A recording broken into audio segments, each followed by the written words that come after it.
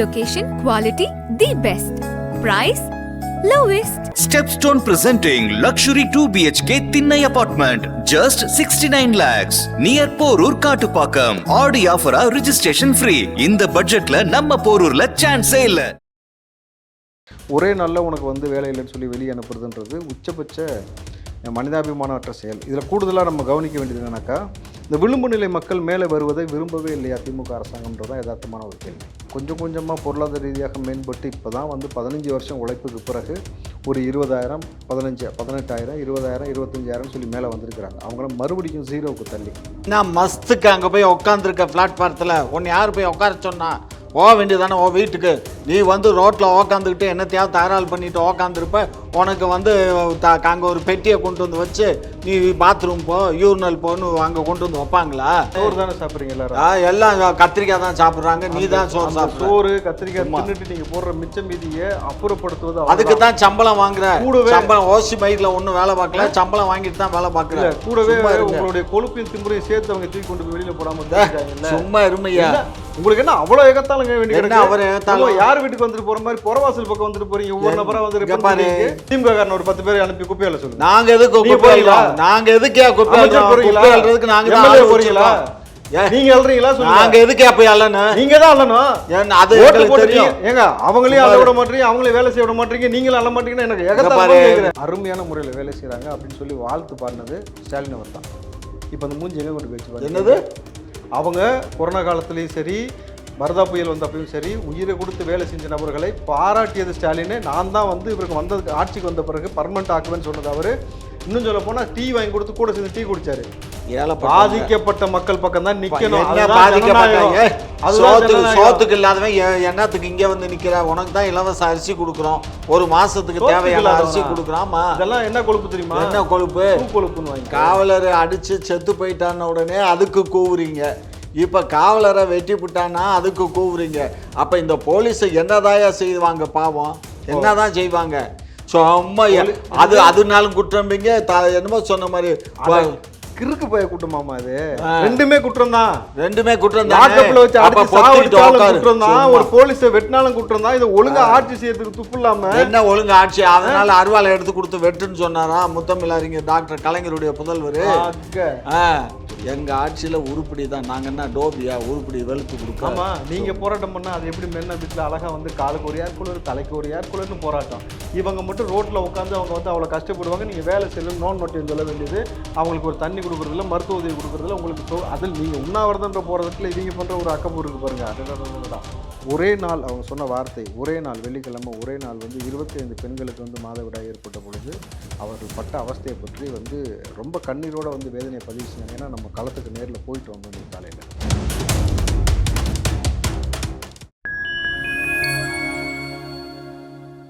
Fine time media நேயர்களுக்கு வணக்கம். இன்றைய நிகழ்ச்சியின் சிறப்பு விருந்தினர்கள் திமுகவின் மூத்த முன்னோடி முனைவர் காமாட்சி நாயுடு அவர்கள் மற்றும் ராவுத்தர் இப்ராஹிம். இருவருக்கும் வணக்கம். வணக்கம். வணக்கம். தொடர்ந்து 6 நாளா துப்புரவு பணியாளர்கள் வந்து போராட்டம் நடத்திட்டு இருக்காங்க.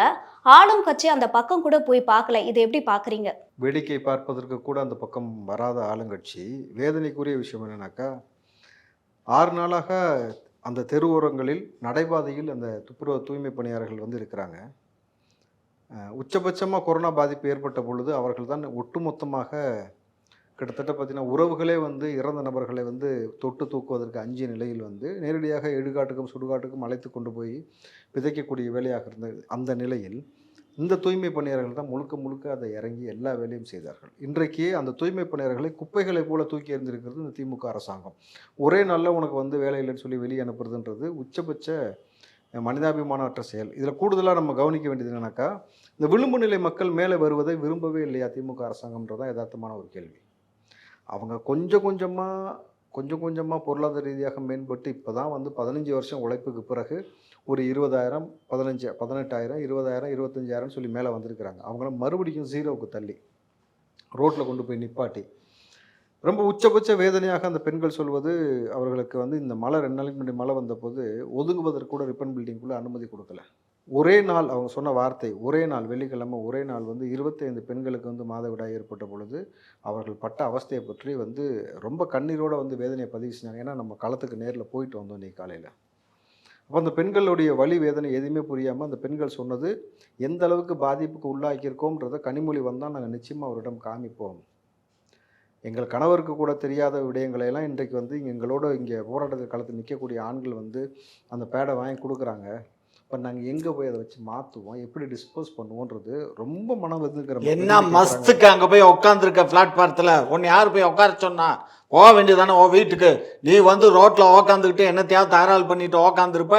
உனக்கு வந்து அங்கே ஒரு பெட்டியை கொண்டு வந்து வச்சு நீ பாத்ரூம் போ, யூரினல் போன்னு அங்கே கொண்டு வந்து வைப்பாங்களா? ஏயா நீ போக வேண்டியதானே, போய் பண்ணு. சோறு தானே சாப்பிட்றீங்க எல்லாரும்? எல்லாம் கத்திரிக்காய் தான் சாப்பிட்றாங்க, நீ தான் சோறு சாப்பிட்ற. சோறு கத்திரிக்காய் தின்னுட்டு நீங்க போடுற மிச்ச மீதியை அப்புறப்படுத்துவது அதுக்கு தான் சம்பளம் வாங்குற. சம்பளம் ஓசி மைக்ல ஒன்னும் வேலை பார்க்கல, சம்பளம் வாங்கிட்டு தான் வேலை பார்க்கல. கூடவே உங்களுடைய கொழுப்பையும் திமுறையும் சேர்த்து அவங்க தூக்கி கொண்டு போய் வெளியில போடாம இருக்காங்கல்ல. சும்மா இருமையா, உங்களுக்கு என்ன அவ்வளவு எகத்தாலுங்க வேண்டி அவர் யார் வீட்டுக்கு வந்துட்டு போற மாதிரி புறவாசல் பக்கம் வந்துட்டு போறீங்க? ஒவ்வொரு நபரா வந்து இங்க பாரு, என்னத்துக்கு நீ வந்து பண்ற? எதுக்கு ஒரே நாள்ல வெளியில போன்னு சொல்றீங்க? வேலை விட்டு வெளியே. ஆமா, இப்ப நாங்க கான்ட்ராக்ட் கொடுக்குறோம். யாருக்கு வேணாலும் கொடுப்போம். ஹைதராபாத்துக்காரன்னு கொடுக்குறீங்க. அது ஹைதராபாத் இருக்கும். தெலுங்கு ஒண்ணு சேருதோ? ஹைதராபாத் கொடுத்தாங்க, டெல்லிக்காரனு கொடுத்தா உனக்கு என்னையா? அவன் சுத்தமா 24 மணி நேரம் வேலை பார்க்கறான். கஷ்டம் ஒண்ணு. உங்களுடைய வேலையை செஞ்சது யாரு? இவங்க தானே. ஆமா ஆமா, துப்புரவு இவங்க தானே கொரோனா காலத்துல பாரு. சும்மா இந்த அரசியலுக்காக இந்த மாதிரி எல்லாம் பண்ணாதீங்க. ஒழுங்கா குடுக்கிற வேலையை ஒழுங்கா பார்த்தாக்க என்னத்தையா மாத்த போறோம்? துப்புரவு பணியாளர்கள் யாருமே ஒழுங்கா வேலை பார்க்கல. வேலை பாக்குறது இல்லடா. பார்த்தாக்க எதுக்கு நம்ம மாத்த போறோம்? பரவாயில்ல, திமுக காரன் ஒரு 10 பேரை அனுப்பி குப்பையில சொல்லுங்க. நாங்க எதுக்கு குப்பையில? நாங்க எதுக்கே குப்பையில நாங்க போறீங்களா? நீங்க அல்றீங்களா? நாங்க எதுக்கு போய் அள்ளனு? நீங்க தான் அள்ளணும். அது தெரியும். ஏங்க அவங்களையும் அள்ள விட மாட்டீங்க, அவங்களே வேலை செய்ய விட மாட்டீங்க, நீங்களும் அள்ள மாட்டீங்கன்னா எனக்கு எகத்தால கேக்குறேன். இந்த வேலையெல்லாம் இங்க வச்சுக்காத. சும்மா இங்க நீ போய் அந்த தாயக்க போய் நீங்க முட்டு கொடுங்க வேணான்னு சொல்லல. ஆனா வந்து நான் முட்டு கொடுக்கல, உண்மையை பேசுறேன். நான் என்ன சொல்றேன், நீ ஒழுங்கா வேலை பார்த்தீங்கன்னா நாங்க கான்ட்ராக்ட் லேபரை கொண்டு வந்து கொடுக்க வேண்டிய அவசியம் எங்களுக்கு இல்ல. ஒழுங்கா வேலை பார்க்கல, ஒழுங்கா வேலை பார்க்கறது இல்ல. நான் கேக்குறது பதில் சொல்லுங்க. ஏதாவது மண்டை குழம்பாம இருந்தா கரெக்டான பதில் சொல்லுங்க. நல்ல முறையில் வேலை செய்கிறாங்க, அருமையான முறையில் வேலை செய்கிறாங்க அப்படின்னு சொல்லி வாழ்த்து பாடினது ஸ்டாலின் அவர் தான். இப்போ அந்த மூஞ்சி எங்கே கொண்டு போய் பாருங்க. என்னது? அவங்க கொரோனா காலத்துலேயும் சரி, வரதா புயல் வந்தப்பையும் சரி, உயிரை கொடுத்து வேலை செஞ்ச நபர்களை பாராட்டியது ஸ்டாலின். நான் தான் வந்து இவருக்கு வந்ததுக்கு ஆட்சிக்கு வந்த பிறகு பர்மனெண்ட் ஆக்குவேன்னு சொன்னது அவர். இன்னும் சொல்ல போனால் டீ வாங்கி கொடுத்து கூட சேர்ந்து டீ குடிச்சாரு.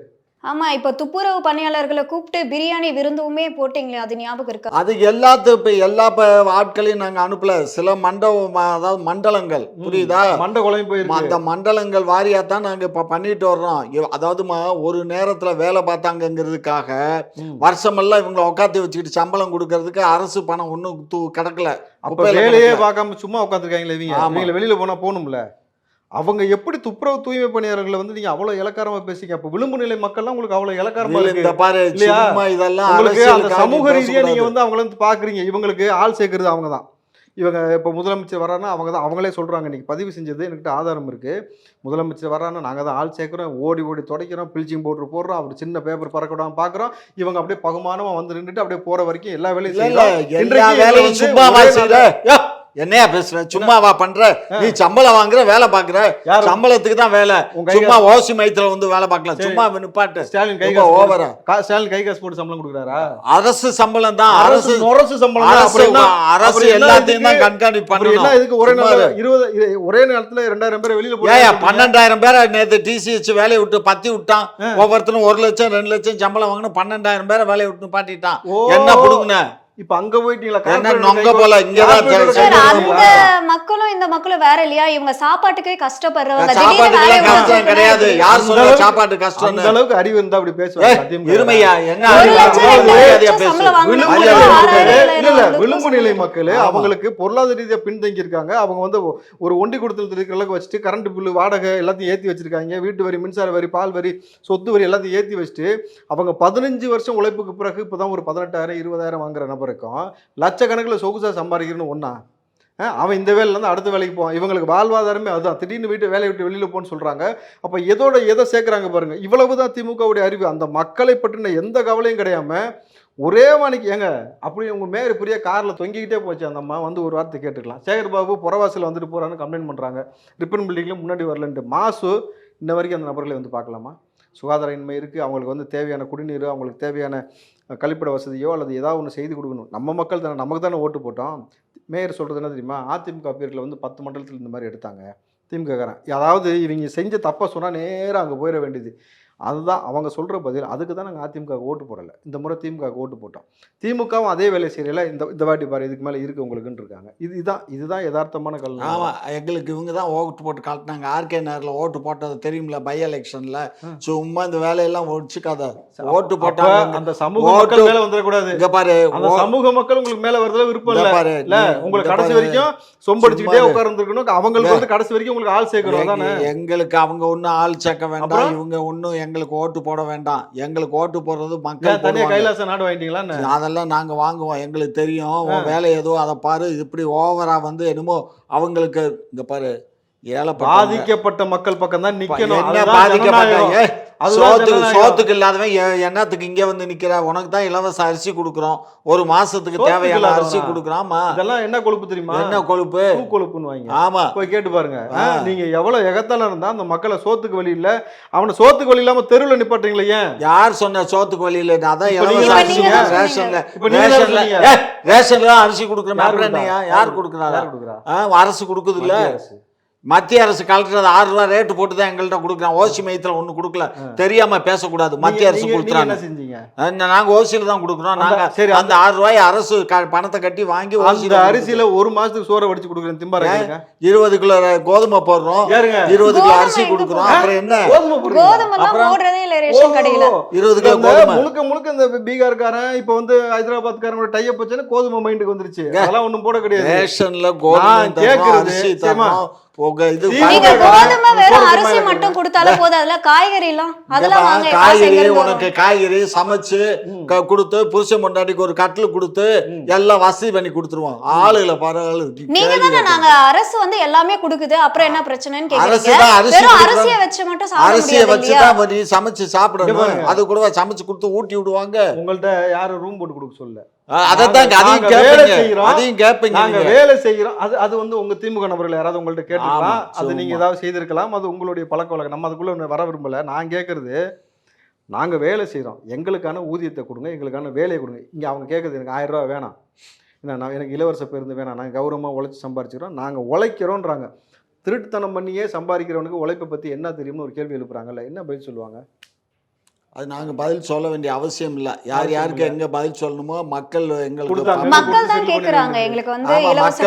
களவாணித்தனம் ஒழுங்கா வேலை பார்க்கறது இல்லை. தண்ணியை போட்டுட்டு அங்க போய் படுத்துக்கிறது, இங்கிட்டு போய் படுத்துக்கிறது, தெருவெல்லாம் குப்பை போய் நாரி நல்லா திமுக எம்எல்ஏ எம்பியை பத்தி ஏதாவது பேசுறாரா கேட்டுக்குமா? ஆமா, எங்க பாரு இப்ப இந்த ஏரியா ஃபுல்லா வந்து கான்ட்ராக்ட் லேபர்ஸ் கரெக்டா ஒழுங்கா குப்பையை அள்ளுறானுங்க. இவங்க நைட்டெல்லாம் வேலை பார்க்குறாங்க. இங்கே இருக்க பெண்கள்லாம் கூட நைட்டில் வேலை பார்க்குறாங்க. அந்த ரோஸ் கலர் ஜாக்கெட் போட்டு வேலை பார்க்குறாங்கல்ல, அவங்கெல்லாம் நைட்டெல்லாம் இங்கே வேலை பார்க்குறாங்க, குப்பையை ஒழுங்காக அள்ளுறாங்க. ஆனால் இதுக பூராமே அது சரி விடு, நம்ம என்ன பண்ணுறது? அதுகளுக்கு வந்து இதுகளை திருத்தவும் முடியாது. நம்ம வந்து இதுகளை திருத்துறதுக்கு நம்ம வாழ்க்கையே போயிடும். இது இங்கே மட்டும் இல்லைடா, த்ரூஅவுட் தமிழ்நாட்டில் பூரா இதே கதை தான். மதுரையிலும் இதே கதை தான், இங்கேயும் அதே கதை தான். சரியா? அதாவது வேலை பார்க்கறது அரசு சம்பளம் கொடுக்குதுன்னா அந்த சம்பளத்துக்கு கரெக்டாக வேலை பார்க்கணும். காலையில் வர வேண்டியதாக அட்டண்டன்ஸ் கொடுப்பாங்கம்மா. கரெக்டாக ஒரு 7 மணிக்கு வந்து ஒரு அட்டண்டன்ஸ் கொடுப்பாங்க. அந்த அட்டண்டன்ஸ் கொடுக்குறவர் அவர் எடுத்துகிட்டு அவர் போயிடுவார். வேலை பார்க்குறாங்களா இல்லையான்னு அவர் பார்க்க மாட்டார். அதுக்கு ஒரு சூப்பர்வைசர் வந்து ஏரியா பிரித்து கொடுப்பாரு. அந்த ஏரியாவில் குப்பை இருக்கா என்ன ஏதுன்னு அவர் பார்க்கணும், அந்தாலும் பார்க்க மாட்டான். இவங்க எல்லாம் களவாணித்தனம் பண்ணதுனால தான், வேறு வழி இல்லாமல் தான் இப்போ நம்ம கான்ட்ராக்ட். இல்லை இதுலேருந்து என்ன தெரியுது? பெரிய களவாணியும் வேலை செய்யறது இல்லை, சின்ன களவாணியும் வேலை செய்யறதில்லன்னு சொல்ல வரான்னு நினைக்கிறேன். அதானே உங்கள் ஆட்சியில் அட்மினிஸ்ட்ரேஷன் அவ்வளோ கேவலமாக இருக்குன்னு அவரே ஒத்துக்கிறாரு. பார்த்துக்கிறோம். நீங்கள் என்ன பார்த்தீங்க? என்ன பார்த்து கழிச்சீங்க? உங்க ஆட்சியில ஒரு எஸ்ஐ வெட்டி படுகொலை செய்யப்பட்டிருக்காரு. திருப்பூர்ல வந்து ஒரு காவல் ஆய்வாளரை வந்து வெட்டி கொண்டிருக்காங்க. விசாரணைக்காக போயிருக்காரு. அந்த இடத்துல வந்து அதுக்கு பேஸ் என்ன தெரியுமா? போதை. இந்த கஞ்சா போதை, சாராய போதையை இவங்க ஊற்றி ஊற்றி ஊற்றி விட்டு இன்றைக்கு ஒரு காவல் அதிகாரி வெட்டி படுகொலை செய்யப்பட்டிருக்காரு. கள்ளச்சாராயம் குடித்தவனுக்கும் சரி வித்தவனுக்கும் சரி 10 லட்சம் கொடுத்த அரசாங்கம். இப்படி கொடுத்து அவங்களை ஊக்குவித்து இன்னைக்கு ஒரு காவலருக்கு பாதுகாப்பு இல்லாமல் கொலை செய்கிற அளவுக்கு கொண்டு வந்து விட்டுருக்காங்கன்னா இது என்ன மாதிரியான ஆட்சி முறை? காவலர் அடித்து செத்து போயிட்டான உடனே அதுக்கு கூவுறீங்க. இப்போ காவலரை வெட்டி விட்டானா அதுக்கு கூவுறீங்க. அப்போ இந்த போலீஸை என்னதாயா செய்வாங்க? பாவம் என்னதான் செய்வாங்க? சும்மா அதனாலும் குற்றம்பிங்க என்னமோ சொன்ன மாதிரி கிறுக்கு போய கூட்டமாமா அது. ரெண்டுமே குற்றம் தான். ரெண்டுமே குற்றம் தான். லாக்கப்ல வச்சு அடிச்சு சாவடிச்சாலும் குற்றம் தான், ஒரு போலீஸை வெட்டினாலும் குற்றம் தான். இதை ஒழுங்கா ஆட்சி செய்யறதுக்கு துப்பு இல்லாம என்ன ஒழுங்கு ஆட்சி? அதனால அருவாலை எடுத்து கொடுத்து வெட்டுன்னு சொன்னாரா முத்தமிழ் அறிஞர் டாக்டர் கலைஞருடைய புதல்வர். என்னமோ அவன் வெட்டி விட்டானா அவனை விட்டுருவோம். ஏதாவது எனக்கு தெரியும் கரையில வீரன் கட்டிங்கிட்டு இதை போட்டுருக்காரு கேளுங்களேன். ஏன்னா அது எனக்கு சரியா தெரியல. ஏன்னா நீங்க போதையை ஊட்டி வித்து தான் சாராயம் கள்ளச்சாராயம் வித்தவனுக்கு 10 லட்சம் எந்த அரசாங்கமும் கொடுக்குமா? ஆமா, எங்க அரசாங்கம் தான் சாராய கடை கொண்டு வந்துச்சு. எங்க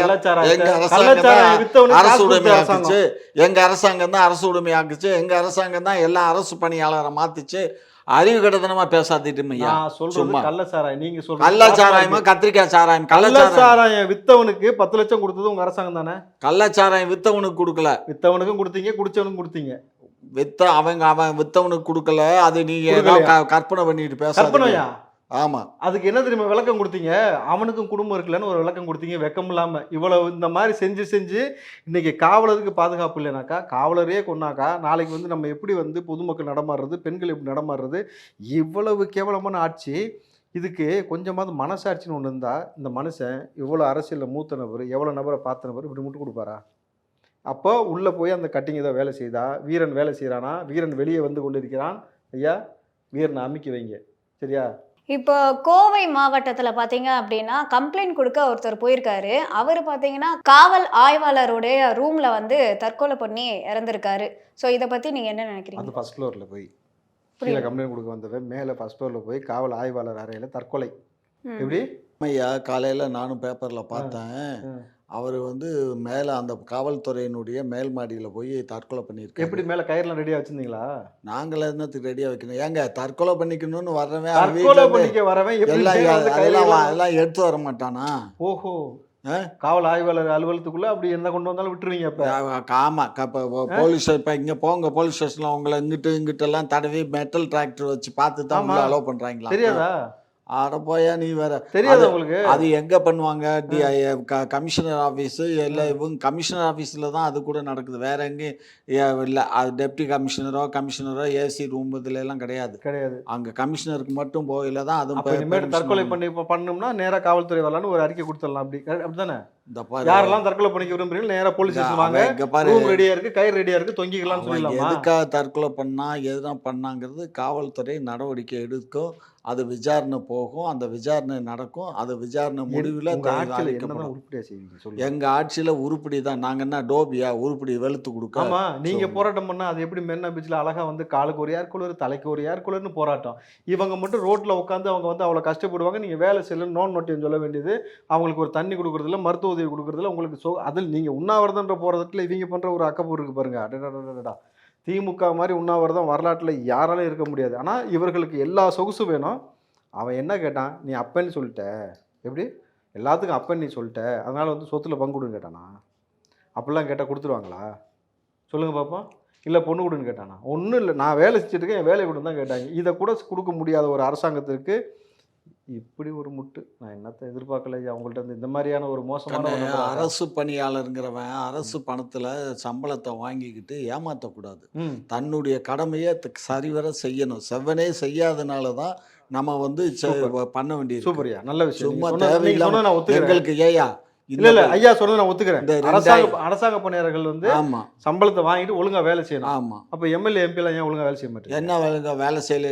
வேலை செஞ்சு கிழிச்ச லட்சணம் தான் இப்படி இருந்து நாடு வந்து நாசமா போய் கிடக்கு. புரியுதா? அப்படியா? நீங்க ஏன் சம்பளத்தை வாங்கிட்டு ஒழுங்கா வேலை செய்யாம ஜாலியா சுத்திட்டு இருக்கீங்க? அதுக்கு பதில் சொல்லுங்க பாப்போம். நீங்க ஒரு அதெல்லாம் நான் அசிங்கமா வருது, பொம்பளை பிள்ளை இருக்காளன்னு பாக்குறேன். இல்லைன்னா நல்லா கடாசி விட்டு பாருங்க. சும்மா இங்க பாருங்க, என்ன நொங்க பாருங்க. கக்கூஸ்குள்ள ஒரு வேலை தான் வேணுமா?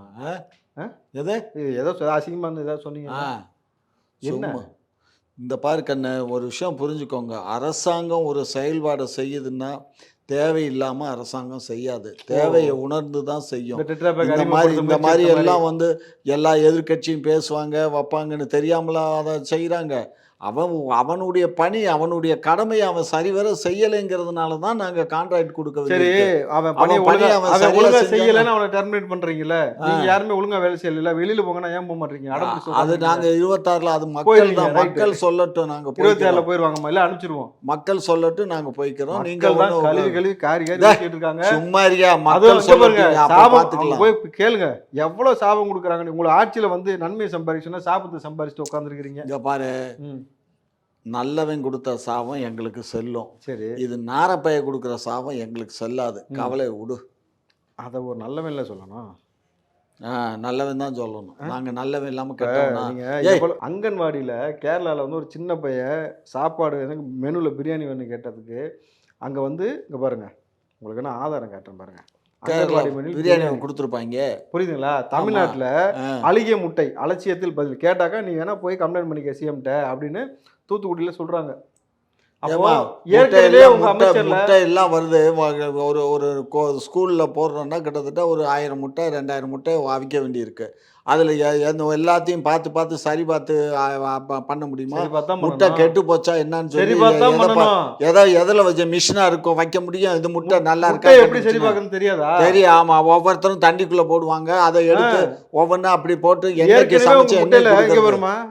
கீதா ஜீவன் சொன்னது, முட்டை அழுகி போன முட்டத்துக்கு மேல மை வச்சாங்களாம், அது மழை பெஞ்சுதான், அந்த மை வந்து அச்சு அப்படியே உள்ள போய் முட்டை கருப்பாச்சான். எங்க எவ்வளவு பேர் விஞ்ஞானி பருத்தி நீங்க பச்சை குழந்தை கொடுக்கறது செக் பண்ணாம பழகி முட்டையை கொடுத்தா ஒரு முட்டை ஏற்பட்டு ஏதாவது உயிரிழப்பு அந்த முட்டை கெட்டு போயிருந்தா தூக்கி போட்டு வேற முட்டை கொடுங்கன்னு கேட்டு வாங்கி சாப்பிடுறதே உங்க ஆட்சி தான்யா. அதான் தூக்கி போடணும்னு முயற்சி எடுக்கிறோம். சும்மா இருமையா. அவங்க எப்பவுமே இந்த மாதிரியான முட்டை தான் தராங்கன்ற ஒரு குற்றச்சாட்டே வைக்கிறாங்க. எப்பவுமே அழுகுன முட்டை தான் கொடுக்குறாங்க. அதுக்கு சம்பந்தப்பட்ட மந்திரியே அங்கதான் இருக்கு, சோசியல் வெல்ஃபேர் மினிஸ்டர் அந்த அம்மா தான் அங்க இருக்குது.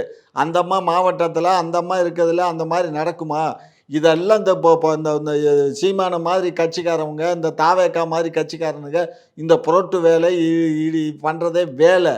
இது ஒரு என்னது விஜய்க்கு முட்டு கொடுப்பாரு, இன்னொருத்தர் வருவார், அவர் ஏர்போர்ட் மூர்த்தி, அவர் யாருக்கு முட்டு கொடுப்பாரு, இவருக்கு சீமானுக்கு முட்டு கொடுப்பாரு. இவங்களுக்கு இதே வேலை. நான் கட்சிக்காரன், நான் தான் திமுக பப்ளிக்கா சொல்றேன், நான் திமுகவுக்கு தான் பேசுவேன், உண்மையை தான் பேசுவேன், போய் பேச மாட்டேன். ஆமா, கொஞ்சம் எந்திரிங்களேன், ரொம்ப காலமா முட்டு கொடுத்து படுத்தே கிடக்குறீங்க. இப்ப ஆம்ஸ்டாங் கொலை வழக்குல வந்து திமுகவுமே தலையிட்டிருக்கு அப்படின்னு சொல்லி ஆம்ஸ்டாங் அவர்களுடைய மனைவி ஒரு குற்றச்சாட்டை வச்சிருக்காங்க. ஸோ சிபிஐக்கு கேஸை மாற்றணும்னு சொல்லி மனுவும் கொடுத்துருக்காங்க. அந்த அம்மா எப்போ சிஐடி வேலை படிச்சுட்டு வந்தாங்க? அந்த அம்மா சிஐடி வேலை படிச்சுட்டு வந்திருந்தாங்கன்னா நியாயமாக இருக்கும். அந்த அம்மா தான் கட்சி தொடங்கிருச்சு, தனி கட்சி ஒன்று தொடங்கி. ஓஹோ, இப்போ முதலமைச்சர் வந்து ஒவ்வொரு துறைக்கும் எல்லா டிபார்ட்மெண்ட்லையும் படிச்சுட்டு வந்து எல்லாம் பேசிட்டு இருக்காரு தானே? தமிழக வெற்றி கழகத்துடைய 2வது மாநாட்டுடைய நிலைப்பாடு என்ன? அந்த கட்சிக்காரர் நீங்க சொல்றதா நான் சொல்றதா? நீங்க தான் சொல்லணும். ஏன்னா விஜய்னு பேசினாலே வாய் வந்து கோலைக்குது உங்களுக்கு தான், புரியுதுங்களா? திமுக காரனுக்கெல்லாம் ஃபிக்ஸ் வந்த மாதிரி உதறிக்கிட்டே கிடக்குது ஒரு பக்கமா.